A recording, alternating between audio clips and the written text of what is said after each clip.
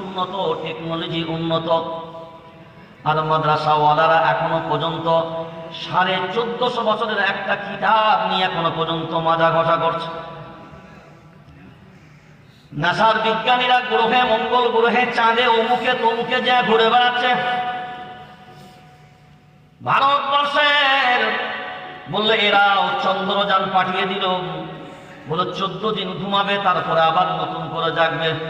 সে তো মাশাআল্লাহ, এরা চেষ্টা করার পরেও 14 দিন পরে আর ঘুম ভাঙাতে। আল্লাহ বলেন আর ঘুম ভাঙবে না। এবার যদি ঘুম ভাঙে, একমাত্র কিয়ামতের ময়দানে আমি আল্লাহ ঘুম ভাঙাবো।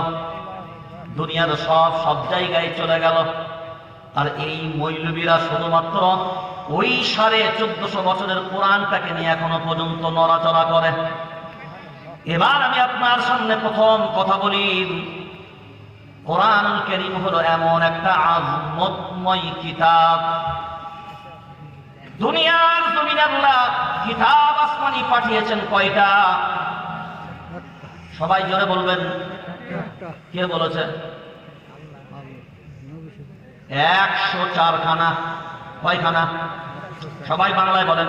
104 খানা। 100টার নাম হলো সহিফা। 100টার নাম সবাই বলেন, মুখস্থ করতে হবে।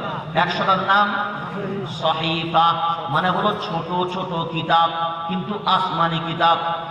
4খানা হলো বড় কিতাব। এই 4খানা বড় কিতাবের নাম প্রথম থেকে বলেন সবাই মিলে। প্রথম কিতাবের নাম ইনজিল লাস্টে এসে, তাওরাত আগে এসে। চিন্তা করেন কি অবস্থা সব জায়গায়। জব্বুর বলেন, জব্বুর দাউদ আলাইহিস সালামের উপর, তাওরাত মুসা আলাইহিস সালামের উপর, ইনজিল ঈসা আলাইহিস সালামের উপর, কোরআনুল কারীম বিশ্বনবী মায়ার নবী মদিনা ওয়ালার উপর। মনে থাকবে পরে এই 4টা কিতাবের ভিতরে সবথেকে বড় কিতাবের নাম কি? কোরআন। আয়তনের দিক দিয়ে বড় কিতাবের নাম, সংখ্যার দিক দিয়ে বড় কিতাবের নাম কোরআন। আপনারা কি এগুলো কোনোদিন শোনেননি, না এগুলো প্র্যাকটিসই করেন না? ধর্মীয় সম্পর্কে এত অবহেলা তো হলে হবে না। আপনাকে প্র্যাকটিক্যালি আমি এটা বোঝাচ্ছি, জেনারেল শিক্ষা আর দ্বীন শিক্ষার মান কি। কুল হাল ইয়াস্তাউইল্লাযীনা, যে আয়াতটা শুরু করেছি তার তরজমাতেই আপনাকে নিয়ে যাচ্ছে। এবার আসেন 4টা কিতাবের ভিতরে আয়তনের দিক দিয়ে সব থেকে বড় কিতাবের নাম। সবাই আবার দাঁড়িয়ে গেলেন, 3জন ভাই বসে যান।